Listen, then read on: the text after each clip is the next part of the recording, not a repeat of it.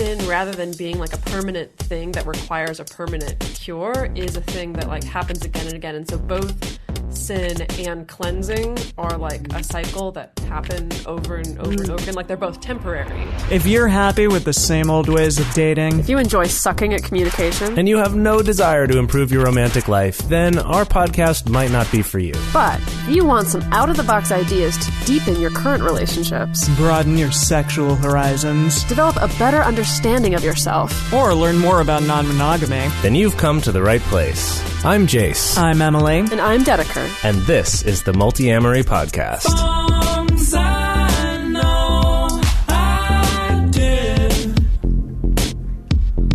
forcing me to form myself to fit.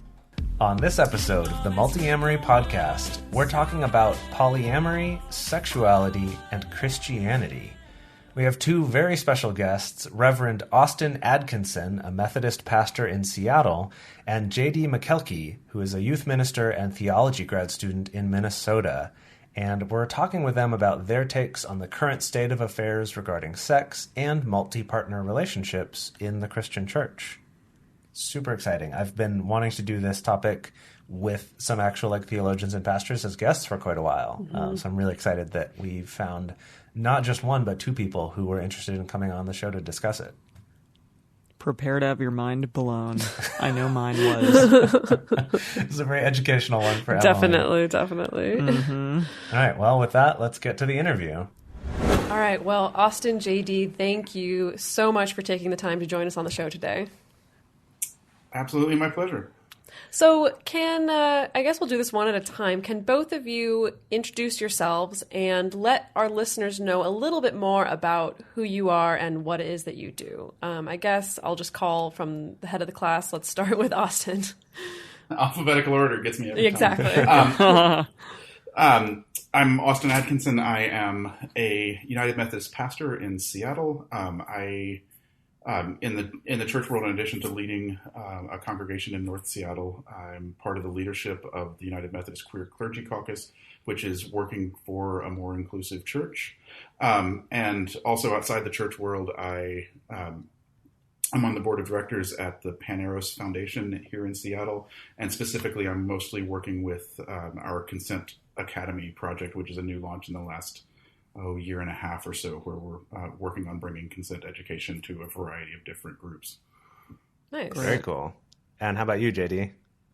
I'm J.D. Mechelke, and I'm from Minneapolis, Minnesota. I'm a grad student in theology at Luther Seminary in St. Paul. I'm also a high school youth minister at a Lutheran church, a liberal Lutheran church here in the Twin Cities. And so my current projects are around sexuality education with youth in the church, comprehensive, progressive sexuality education, and also creating a kinky doctrine of sin is my biggest project right now. So. And is that a book or a paper or Yeah, a site? what does that mean? It's just a long paper. So what I'm doing is I'm putting the Christian symbols into different realms of ethics in the BDSM communities. Oh, interesting. Fascinating. I'd love to talk more about that at some point. Yeah. I don't know if we'll have time for it What today, are but Christian symbols? Say it again? Did you say the word Christian Yeah, symbols? it's just What is that? It's like a theological jargon for like the narrative of the Bible, the things that you hear. It's like like Shakespeare. People know these quotes from Shakespeare, right? People Yes. know these quotes from the Bible, right? We have these ideas of what Christianity is within our culture and within, Western literature. And it's Some those of us kinds of do. themes. Yeah, some of us, thank you. Yeah. And it's those themes that it's Christian symbols, pulling those out. Okay, I see. If that's helpful at all. I think Emily No, was totally. imagining runes and No, archaic I was. I symbols was and like, stuff. are there different yeah. symbols? Yeah, yes. I don't know, Austin. You looked like you had something to say as well. Yeah, I just wanted to say to JD that there's an article I should point him to that just got written by a friend of mine, I think there at Claremont, that is right in that area. So it's something that you should be aware of. We can talk about that after. Thank you for that. Yeah. Let me just say, I just have to interject to say that this is so exciting. It's the first time for us to have multiple guests. If I had my way, we would have like 5 different faith leaders on a panel that we'd be recording right now. That'd be a little bit of chaos for a podcast. But it's just really nice to be able to at least get like some variety of perspective here. Yeah, that's awesome. So Em, as our sort of designated person who doesn't know anything about any of this, can you start us off? Yeah, no, I mean, I'm definitely, as you can see, and anyone who knows anything about this podcast knows that I'm like the noob when it comes to all things like religion or Christianity or the Bible or anything. But from my like super limited knowledge, it does seem like things like the nuclear family or monogamy or fidelity are all like super important parts of a religious lifestyle. So I don't really understand how something like polyamory, which for all intents and purposes kind of seems like in direct opposition to all those things or parts of all those things, like how would polyamory in any way be okay to a religious person, let alone like pastors? We stumped him already. I know, right? So just right out the gate. just straight for the jugular. Yeah, I would say it's absolutely a minority viewpoint within most of Christianity today, and no one person can speak for all of Christianity. There are lots of different flavors and varieties, but even within each denomination, there would be there's very little discussion around polyamory in most churches. Most sexual ethics that are being debated in most denominations right now are just around homosexuality. At least in my denomination, the prohibitions that we're fighting against are self-avowed practicing homosexuals. The people who want to be discriminatory don't even know the range of things that they should be trying to prohibit. So homosexuality is the level of debate that's happening right here. There are a lot of pastors, though, that have a lot more nuanced perceptions or nuanced perspectives, and will work with. There are a lot of pastors out there that will work with people where they are and not see this as a primary emphasis. And there were a lot of layers to the question, and I'm not really sure I'm going to hit all of them. But the nuclear family was kind of where it kind of got started as a lead. And that is certainly a value that a lot of Christianity is held on to. But its origins are not really something that comes from any of the passages directly from Jesus or from other places. In fact, most of the places where family stuff and gender roles within the family come in are much later writings that got attributed to the Apostle Paul after the fact, and were really rooted in the Roman household code. So it was a secular basis for the nuclear family idea being passed along. And as Christianity reached into the beyond Judaism and into the Hellenistic world, that value and the patriarchy stuff kind of crept into some of the writing. But we're actually coming up on a lectionary cycle, and Emily, for you, the lectionary word, and actually even maybe for for us too, because that just sailed right. Lectionary is you got it. You were saying electionary. Yeah, I voted. Yeah, you voted today. You were saying. This is not what you were saying. But the lectionary is a scheduled set of readings that churches do on a 3-year cycle to hit most of the Bible in church readings over the course of 3 years. So most mainline churches are going to be preaching on similar scriptures any given Sunday. Really? And so this coming Sunday, one of the scriptures is actually about Jesus is teaching in a group, and somebody says, "Hey, Jesus, your mother and your brothers are here. Don't you want to go talk to them?" And he says, "Who is my mother? Who is my brother? All those who," I'm going to butcher the exact quote here because I'm not that kind of Christian, but basically saying, all those who honor my Father in heaven are the translations I would use are brothers and sisters in Christ. But I think the actual Greek is brothers. So Jesus was actually saying our family is those who we are doing faithful love and working toward the kingdom of God with.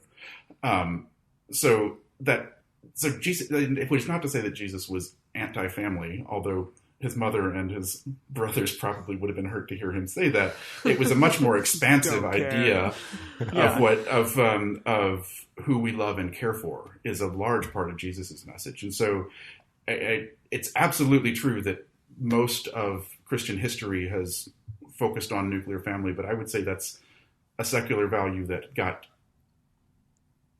religified. Is that a word? It is now. Rather than the other way around. And so a lot of, and there's a lot of Christianity in general, a lot of assumptions about what it means to be Christian that have come through the historical thing and rather than what Jesus was really focused on. And so when I do things that challenge people's concepts of what the Bible really says or doesn't say, you have to look a lot at the context of what each piece of writing, what was happening around it, and not just take it at face value. So I bring a lot of nuance into it, and that's how I get at it. So there's nothing in the Bible that's going to say polyamory is good because there was no such phrase for that. But challenges of who we love and who we're supposed to love and really loving everyone is at the center of things through all of Jesus's teachings, and that's what I try to focus on.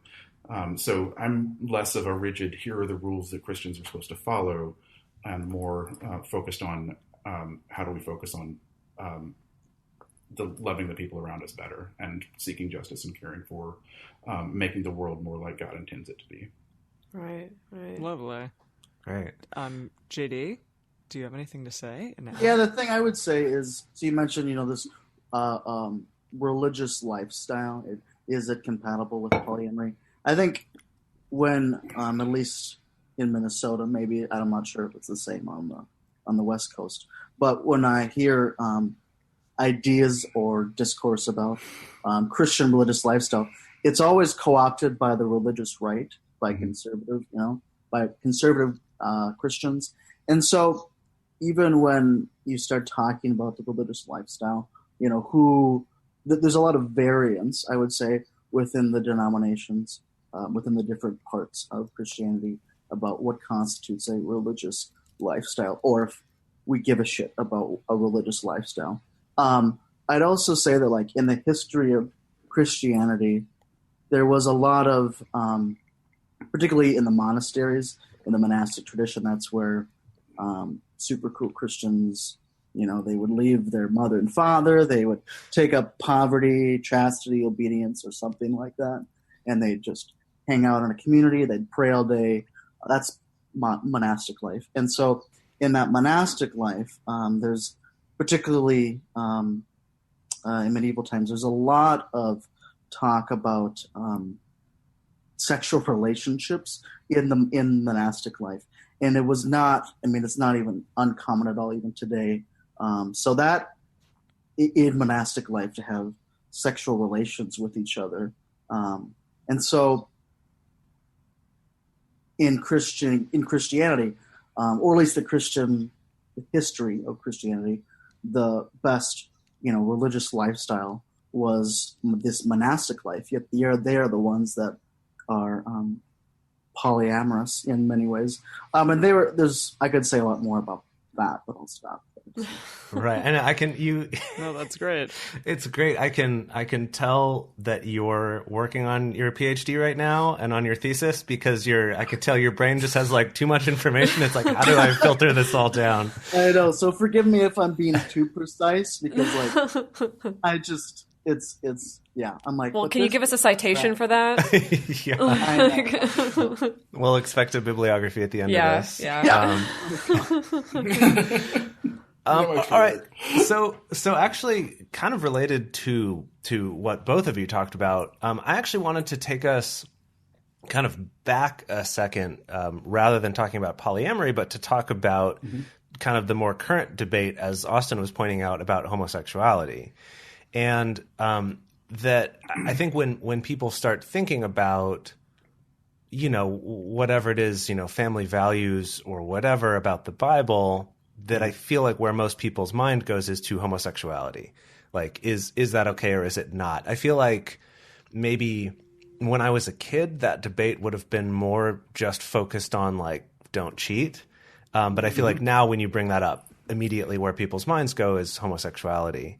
And for me, this was something that I got super fascinated with in college. And we had a guest speaker come to our school, and he was a former Catholic priest who was giving this presentation on what the Bible really says about homosexuality. And, talked about things like how Jesus never says anything about it. And in fact, perhaps even helped cure the centurion's, servant boy who at that time most likely would have also had a sexual relationship with him. Like, kind of point out little things like that, as well as looking at some of the specific wording used in the Old Testament about, what, like, that it's an abomination for a man to lie with another man, like those sorts of things kind of went into the nitty gritty about all of that, I guess. And I guess I was just wondering if, I feel like I gave a super quick little summary there, if you could kind of bring us up to speed on, like, what is that kind of what the debate is centered around right now within the denominations, at least the ones in the United States that you guys are part of?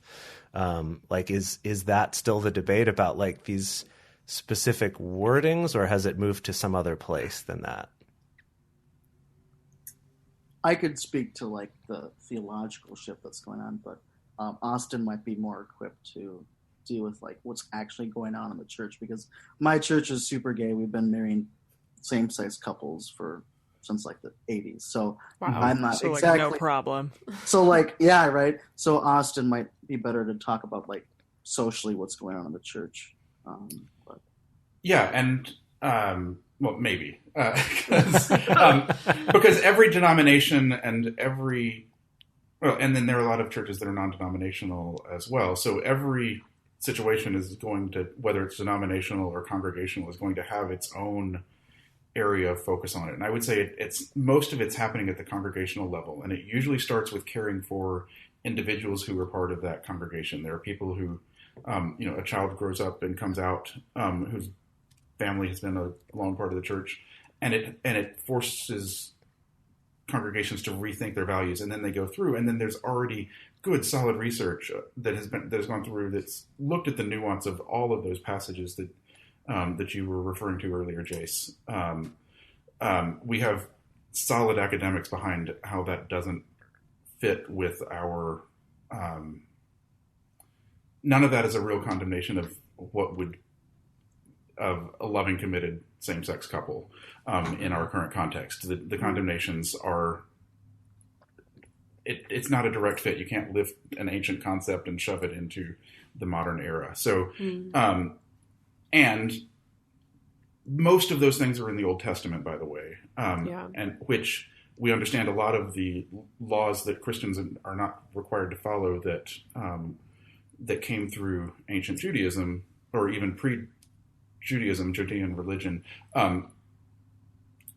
Most of those prohibitions are understood to be extended by the grace that we have from Christ, that we don't have to follow the letter of the law from those places. I see the evangelicals nodding a little bit from memory. Yeah, of talk about grace, and so that gets us past a lot of the Old Testament, and there's some New Testament passages, some things that are just bad translation, and other things. I could go in, and we call them the clobber passages in the progressive circles, and the texts of terror. Yes. So we could. Terror. I would guess both of us are well enough versed that we could go through those one by one, but we could also point to written materials out there that people could just sit and read on their own and not run through them one-on-one. But it's more about understanding context and nuance in the same ways that a lot of churches have moved past and understand women clergy, where it was thought to be that the Bible excluded that as well. We've moved past it on that, but the forefront of the debate is around sexual orientation, but really what it tends to come down to is there are large sections of the church that get focused on the Bible being the literal Word of God and inerrant, and you can't change it in any way, and it's absolute. That's usually done in a not really not with integrity from my point of view, but that's the claim on the one side. And then there's large groups of Christianity that says that we really respect the Bible by giving it the attention and the study and the and understanding the nuance in it, by giving it that kind of respect, we're actually lifting it up in a way that doesn't just leave it as something that.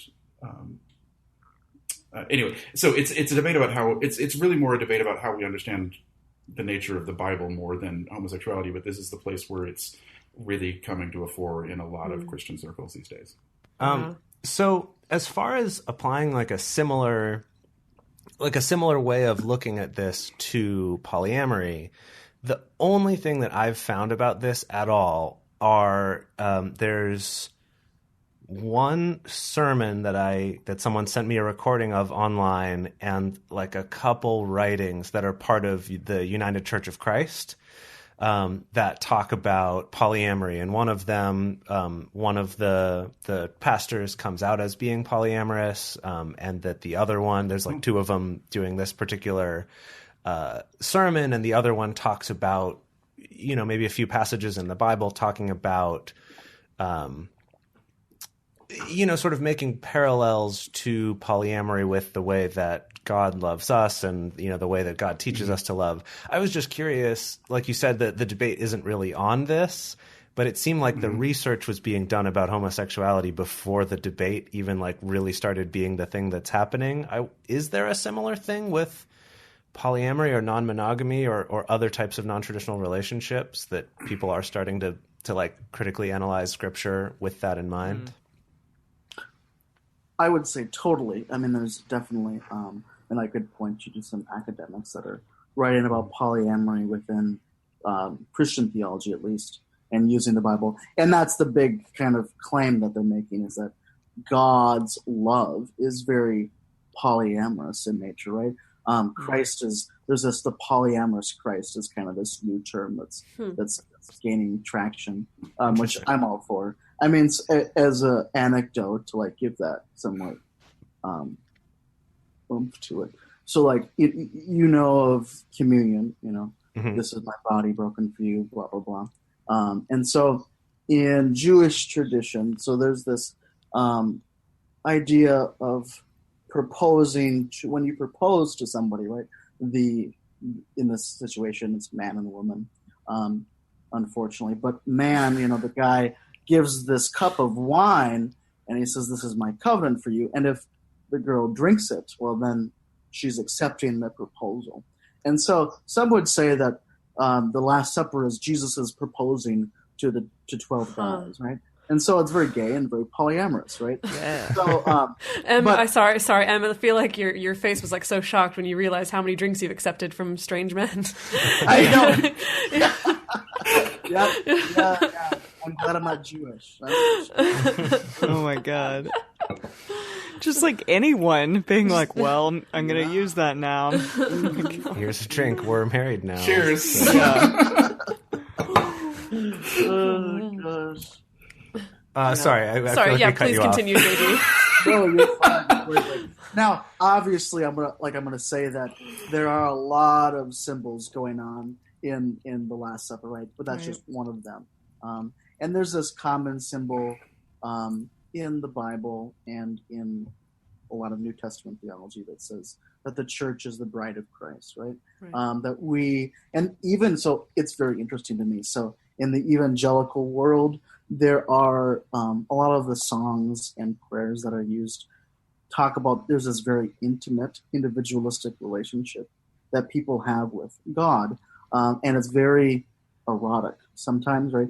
I mean, my favorite example is this old song. It's not old, I guess, but it's like 90s or but there's In the Secret in the Quiet Place, I want to touch you. I want to. I know that song. I know that song. So oh my God. Yeah, right. And like you stop and think, well, that's kind of erotic, right? So, and yet it's evangelical, so it's that are doing that, which is funny. But there are queer theologians that are taking that and saying, well, maybe we have this erotic thing going on with Jesus, because also think about it. This is my body, right? You're taking somebody's body in your mouth, right? And so there's like phallic. Pretty erotic.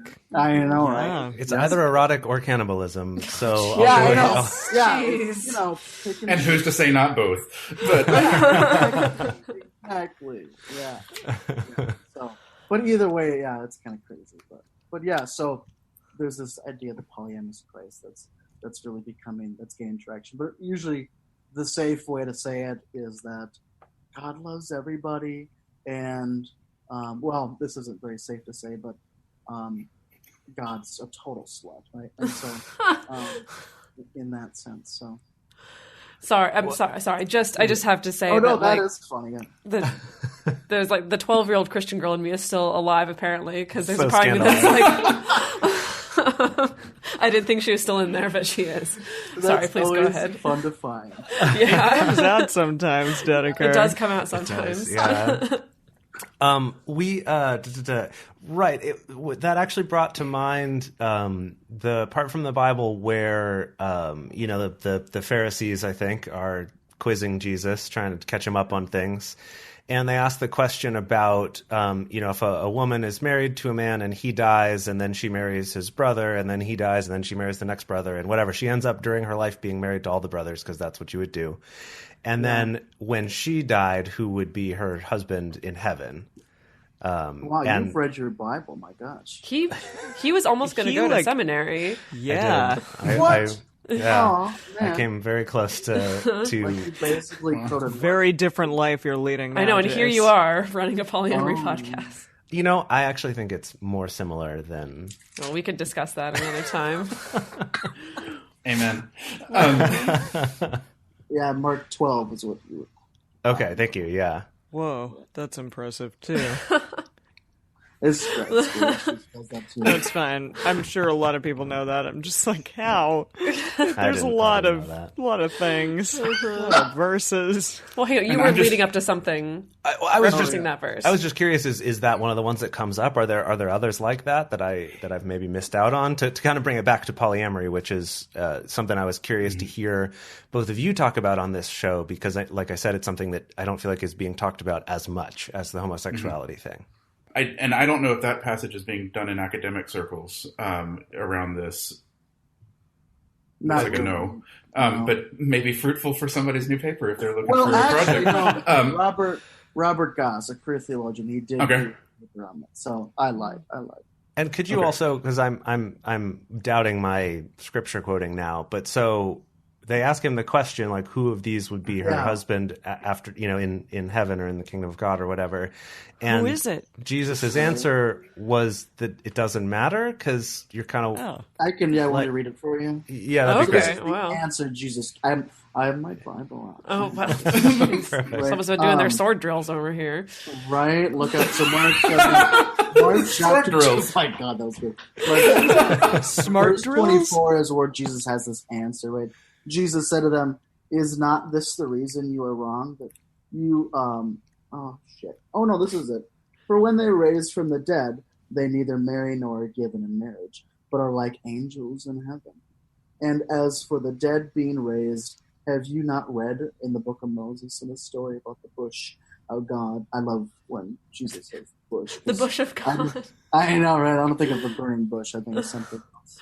But Yeah, I think but of the point the is, escutcheon. yeah. The point is that there's no marriage in heaven, right? Right. And conservative circles like make marriage to be like this big thing. And Yeah, there's no marriage in heaven? no. Yeah, it's just one big poly party. It is. Cool. I think it's more just At like least- one big like solo poly party where it's like Yeah, you can be autonomous. exactly. You don't have to be with anybody. You know. Yeah, I guess I always kind of thought of Jesus' answer being a little more Buddhist, of like, well, like you become one with all things, and there is no separation between one thing and another. So That makes sense. That's probably a little closer to it. It's like it's not about the body at that point. Right. I think more of what Jesus' answer is roughly around. But it's like but then it's about we are at the point where the human barriers that prevent us from loving each other, that are things that we should be trying to work to break down here, that's already broken down in the concept of heaven. And so so Jesus is kind of saying we're beyond that. It's like, and we would get a similar question now because we don't have that Levitical marriage concept where the widow has to be cared for by the siblings. But, you hear people ask questions like, I was an amputee. Do I get my arm back when I'm in heaven? And I think that Jesus' answer would be pretty similar. It's like you're thinking in the wrong areas. It's more about a much more broad love than about this level of human focused detail. Interesting. Yeah, it's kind of like we're past the point of having this individual identity that is separate from God to a certain regard, and we kind of get closer to, I guess, that oneness or that something like that. Yeah. I don't know. I know you have some other questions. Yeah. I was just curious if there were any other sort of hit passages. Some top 10 hits of verses. Well, before we move away from this particular piece about, I was talking about the more generalized love, the thing that we should be striving for as Christians. For me, it's not even finding the Bible passages that might justify it. It's more about, I feel like there are enough barriers that keep people from finding a religious community that will help them have that kind of growth, that is something that so many people need. And to pick, and even if you did think it was sinful, to pick one thing and to focus on sexuality, and I would do that in broad strokes too, because there are a lot of folks that would condemn premarital sex, and we know how much that's happening out there. That there's just so much focus that if people are having loving consensual sexual practices and they're not doing it as a way of thinking they're rebelling against the church, that they're rebelling against God, where is their heart while they're at it, that if they're really just focusing on caring for other people, why should that be a barrier to somebody being able to get the things that we say that we value out of our faith and the way it's helped us in our own lives? I don't want to break that away for anybody, and I'm not going to focus on, and so I don't think that homosexuality or any, and not just homosexuality, I'm just caught in the language of the church again. But I don't think that sexual orientation is a barrier. I don't think that any sexual identity is in and of itself sinful, but how we engage in it. And so, but even if I did think it was a sin, I wouldn't focus on one sin and make that something that precludes somebody from being able to try to grow in all of these other areas. We're all on our own paths spiritually.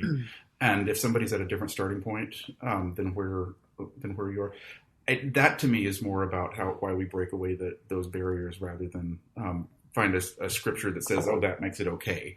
It's how do we live into that loving example that Jesus set more than the letter of the law. Yeah. I would also say that, so you mentioned sin, there's not specific passages that say it's sinful necessarily. And in our idea, so what Christians in the West think about sin is very unbiblical, at least in my opinion. The ideas of sin in the Bible are more about there's this other thing, right, going on. It's not like an action you do, it's something that's done to you, right? It's like in Leviticus again, there's this idea where they put all their sins onto this goat, and the goat just goes into the wilderness and dies. It's like it's not like oh, you did this bad thing, so you sucked up, you fucked up, and so you're sinful. It's more nuanced than that, and it's a totally different way of it's not an ethics. That's one thing I would say. Sin does not equal ethics in the Bible. Sin is something else, and so it's hard to say, oh, is polyamory a sin in the Bible? Well, I don't know. Who cares? But because sin is in the Bible is very different than in ethics. So. Gosh, I have 5 billion things that I want to say in response to that. One of them being to build off what. So that is literally where scapegoat comes from, by the way. Yeah. I just, a quick side note, I just love how that JD and Austin will be talking about things, and I'll see in the video here that Dedeker and I are like, right. And Emily's just like, what the fuck is happening? Her face is just oh my God, yes. Sorry. Okay. I didn't know about goats and sex. You're going to have to get used to the goat and the whole animal sacrifice thing, yeah. Emily. It happens a lot. And I want to start talking a little bit more about, I think, sex a little bit generally, outside of just the specifics of homosexuality or multi-partner relationships or things like that. Because obviously, the Christian church has not had a great track record with sexual moralism or sex positivity. And I was wondering, and especially, you know, Austin, since it seems like you're really in the thick of this, you know, are the both of you aware of if that's changing or if that's evolving, like the stance of the Christian church on the way that it handles just sex in general? Well, you know, of like, I don't know, I kind of lost the thread on what I'm trying to ask, but kind of like, what's the stance now on like what healthy sexuality is while still living a Christian lifestyle? Mm-hmm. Yeah, I'm in the thick of it, I guess, and I'm actively working on trying to break that down. I think that mostly it's something that a lot of church folks have gotten really good at not talking about, partly because they know it's divisive, and so I think, that's going to vary from context to context. And so by not talking about it in some contexts, it upholds the status quo. And in other ones, it kind of holds to kind of more of a libertarian live and let live kind of mindset. But I would say it's actively part of the tension that it's around. But I don't know how, it would be hard to say how widely that is being shifted. But I'm part of trying to actively break down what I think is harmful sexual ethics, that particularly when all we tend to focus on saying in most churches is that it's okay after marriage, but bad before marriage. And that's really all we're going to talk about. And so for me, breaking it down, it's like, that leaves a whole lot of what people around us are actually engaging in the way that they live their lives, where we have ceded ground to have no moral authority whatsoever, when the church could also be focusing and saying rape is bad, sexual assault is wrong, and so trying to get and move it toward how do we be able to have a voice. And I think it's also a large part of what does keep people away from church is that they know that their lives, straight, queer, whatever, would not, they think would not be approved of in a church, and that alone means that the church is so hypocritical that they don't that they wouldn't be able to find a place there. So I'm trying to find ways of being able to say, without pulling the carpet out from under some folks, that really it doesn't matter who you're sleeping with, but how you take care of those people. Mm-hmm. Preach it. But I'm on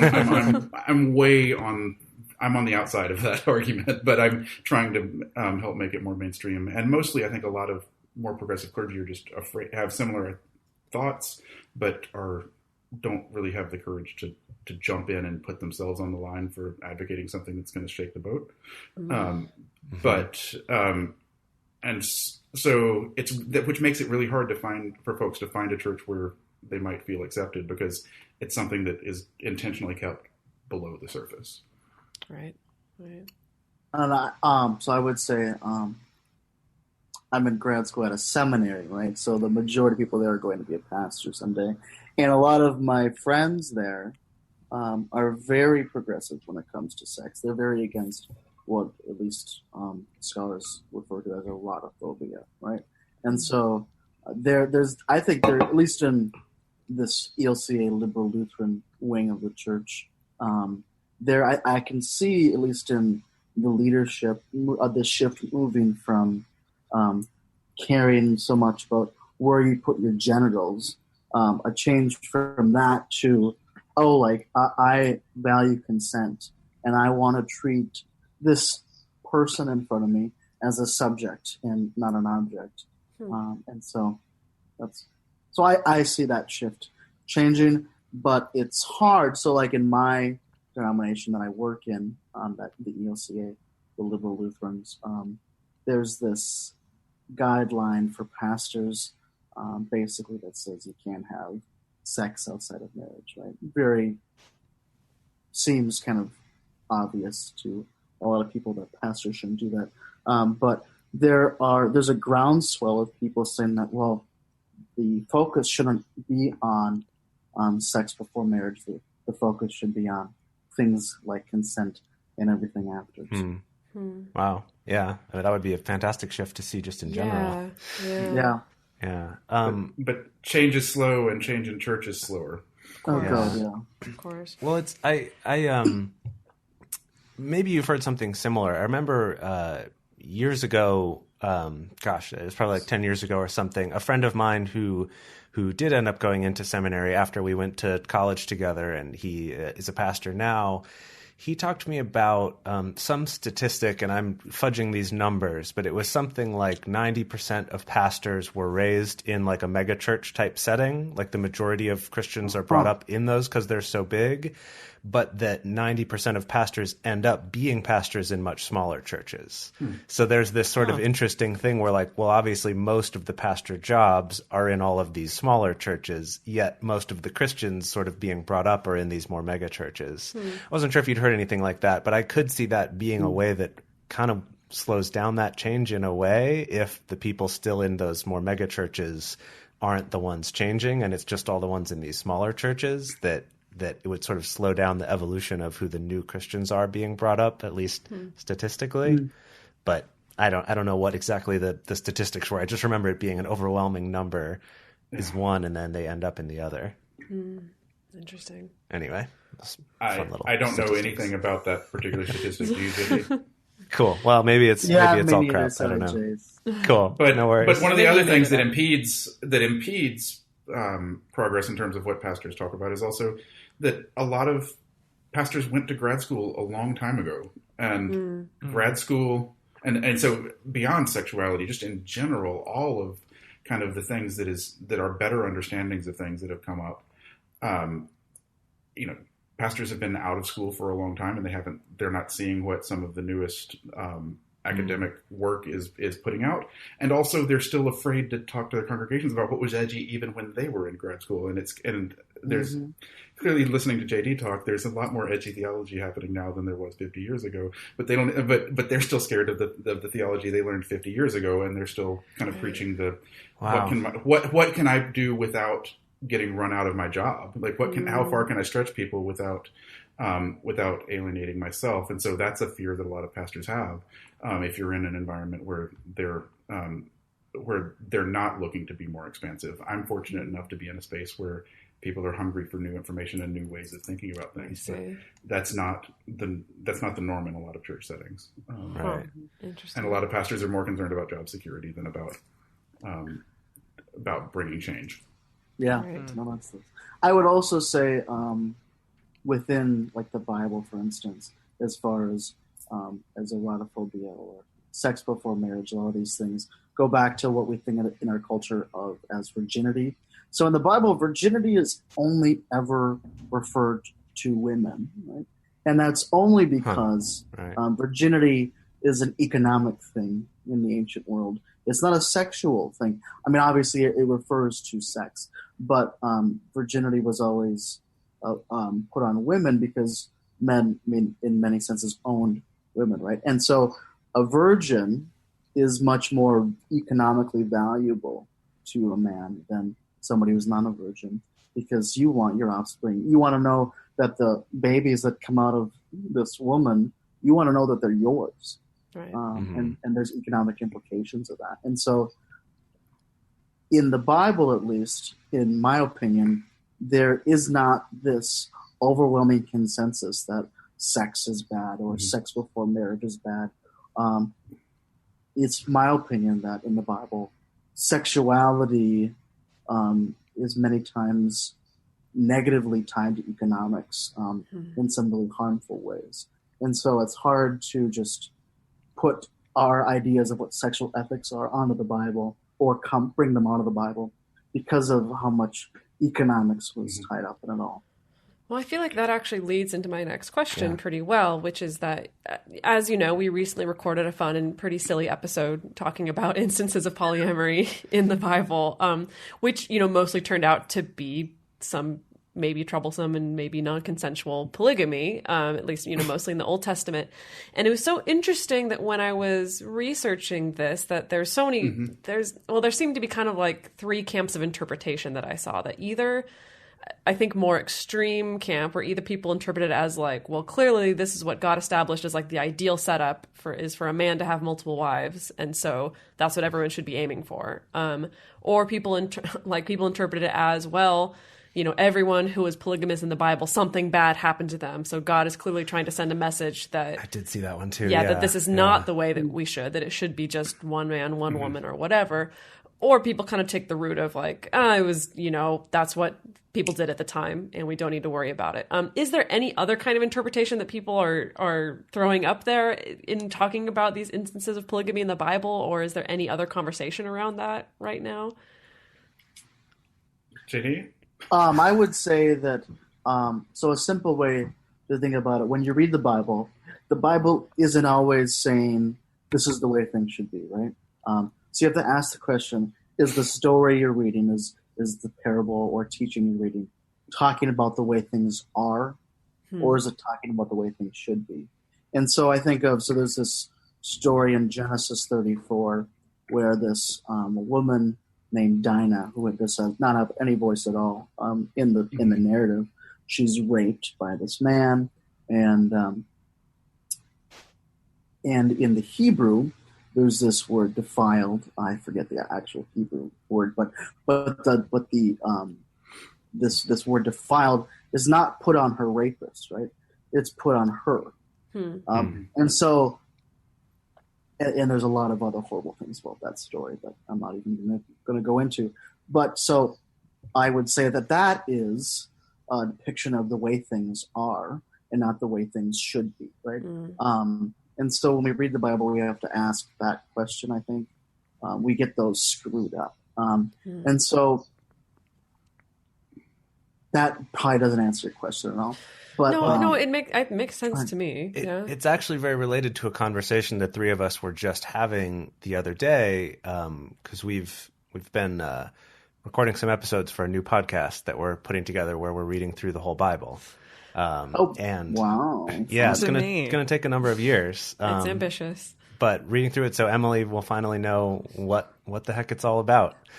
Also, we'll finally know what the heck it's all about. I haven't read the whole thing. It's a fun project. I'm really excited about. Yeah, be careful how.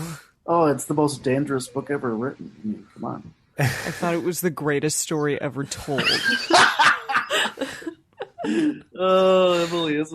So my partner is an atheist, and so he says the same kind of shit. That's great. I absolutely love it. So I mean, I'm just saying what people say. Oh no, I love it. Oh, totally. Now we've been training her. Anyway, in that conversation, though, I think Dedeker was the one who made the point that she said, the interesting thing about the Bible is that it's both a cultural piece, it's a historical piece, as well as a theological and belief-related one. That it is kind of each of those. And I think kind of what you're getting at, JD, is if we think that this whole document is just this is how you should live your life, then we're going to get into some confusing territory and maybe make some, we could read that and go, oh, I guess that means it's okay for this guy to do that and that women are defiled, rather than realizing, oh, this is also a history and that this is also showing us what was happening in this culture at these various times throughout, when it was written. So I think that's interesting. But I've been thinking about that a lot, of thinking of the Bible and putting it in place historically versus the way that at least I think the Bible is presented to a lot of us, especially when we're children growing up Christian, or at least it was for me, or to, outsiders like Emily, where it's sort of this is the book that has all the answers, right? That this shows you how to live your life. I think this that's is the instruction manual. Right. Yeah. Right. And it's funny because there are other religious teachings like writings by Siddhartha and stuff that are more of an instruction manual. So I think it can be really misleading because we think the Bible must be that same sort of guidebook of I saw both of you shaking your head at that. So what was that about? All of it. It's incredibly complicated. I mean, and I shook my head no a little bit at one point, but mostly yes. But the no to it being a complicated document. It is not one document. It is a library of things that were, stories that were told without being written down for a long period of time, but told and written down by multiple authors over a period of centuries. So it's not a cohesive document, and in fact, it's often in dialogue with itself. Or if you talk about it as a whole, because an individual author is referring to something that a previous author said, but that they might have some disagreement with, and they get into other details. So it's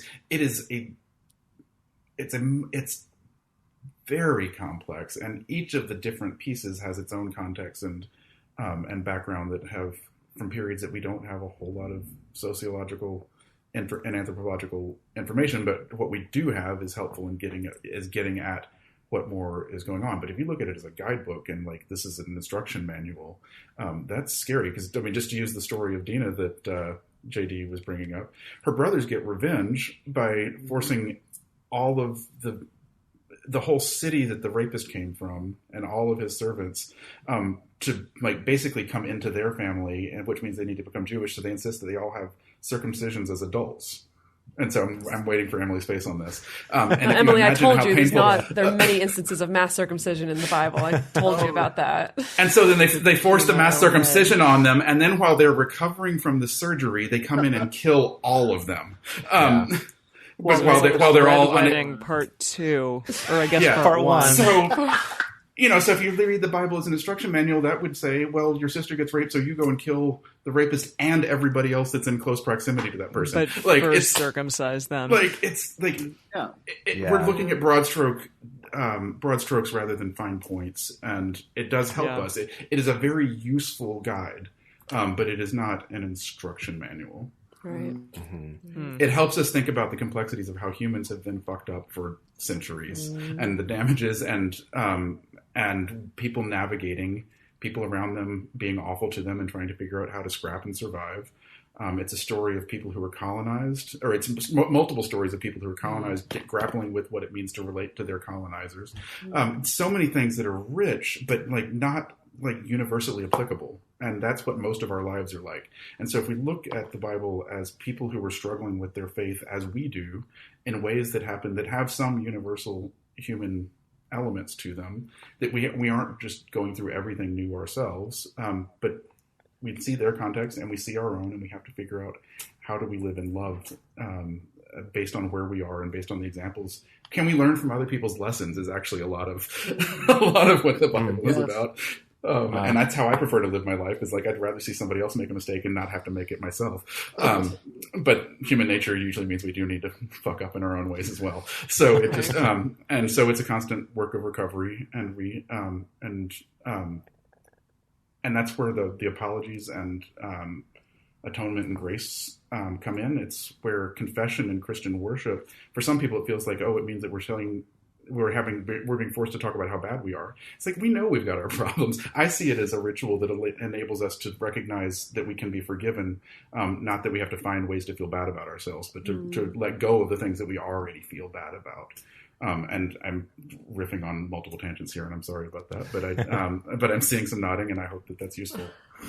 Yeah, no, I so appreciate both of you saying all of this, because again, from an outsider's perspective, what I know about Christianity is just that, like, it's evangelical, and that you're supposed to abide by what this book says. And, in just the very little that I've read of it, which now has been more than I ever have before because of Jason Dedeker, but it just seems like a lot of stories, and some of them not very well written. And so I'm just like, what, obvious, some of them. Hey, most people start out reading the Bible trying to get through Genesis, and then you can't get past the begat after so and so begat. Oh, That's why I say that. That's goodness. Not great prose. Yeah. No, but I so appreciate that there can be all these different viewpoints, and still within like the context of faith and the context of God, and this being an important thing. But still that, like, there's a lot of leeway, I guess, like more so than I previously thought. And that something that Jason Dedeker both said to me is that there's like a need for community, and for even if you're not like practicing religion, it seems like there is like a need for community and that space still. And obviously, like we still know people who are polyamorous who also are religious. And so from that, like, I was just wondering, like, do you have any advice that you can give someone who considers themselves still Christian, and they might still go to church, but they are also polyamorous, and like, there's all these things out there like stigma and misunderstanding and backlash, and that may potentially come from their community. But is it still possible for someone who's religious to come out as polyamorous, or do you think that they're just going to have a really difficult time doing that?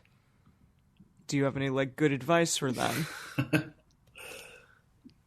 Yeah, it's really hard. At least so my experience. So when I came out as polyamorous to like the church leaders, like people that made sense to talk to them about, I think some of my youth know that I'm polyamorous because they ask questions, and that's fine. And I would say a lot of people are totally okay, but it's the church, like at least the pastors sometimes, I think they are open. I think they're worried about the repercussions it'll have on the church, the ministry, etc. The reputation, specifically if you're leadership in the church.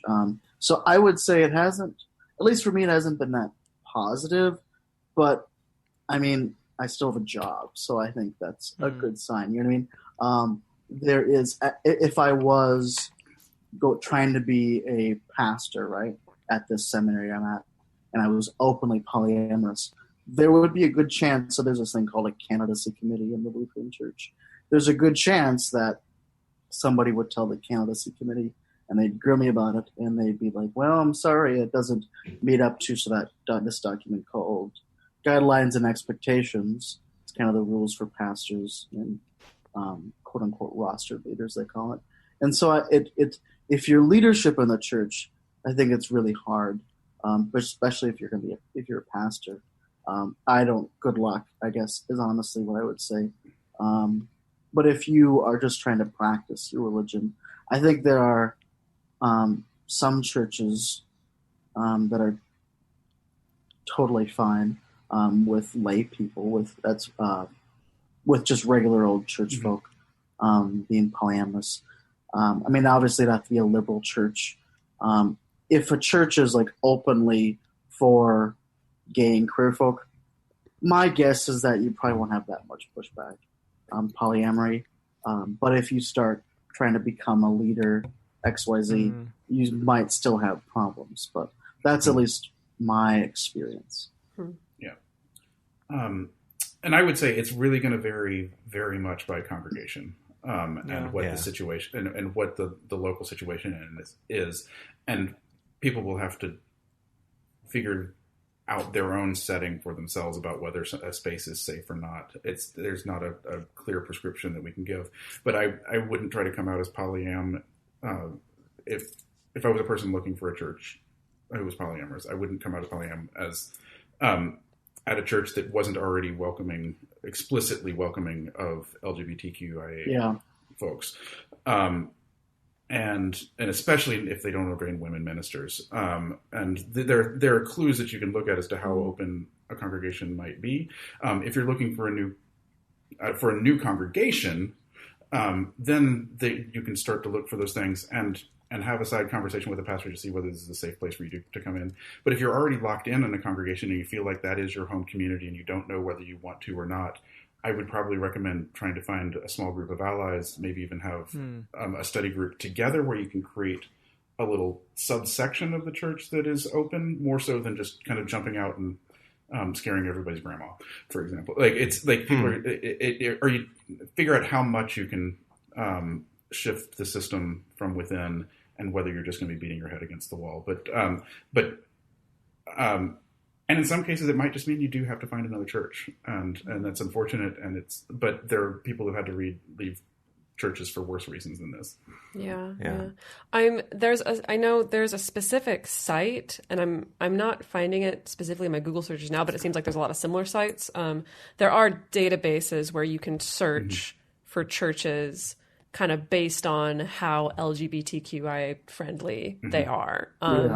And I know that the particular database I'm thinking of, it will even like kind of, it'll reference like, this is kind of the language used on the church website, and that's why we think that they're very pro-LGBT, or they specifically, say something about ordaining women ministers or whatever. So there are a number of search engines out there to find this kind of thing if you're specifically trying to find a church. Yeah, I imagine with Google these days, you could probably find some resources around you. Right.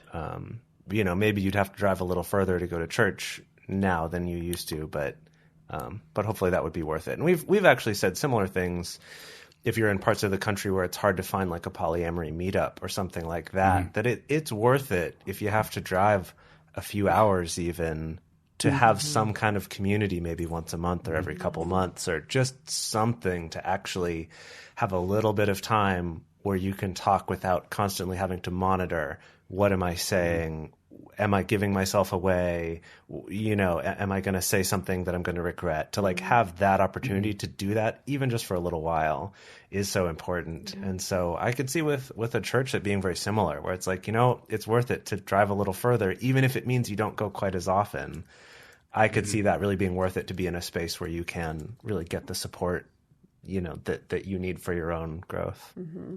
Yeah. Well, thank you both so much for being here. I feel like we could do a whole new podcast where we just talk about this stuff for every week for an hour. But thank you so much for coming and talking to us about all of this. It's been awesome. I've been looking forward to this episode for quite a while now. All right. Thanks so much. Yeah, it was great to talk with you guys.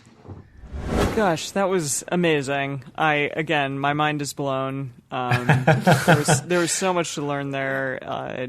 For those of you out there who really, this isn't like second nature because you haven't been indoctrinated with the Bible like for years and years and years.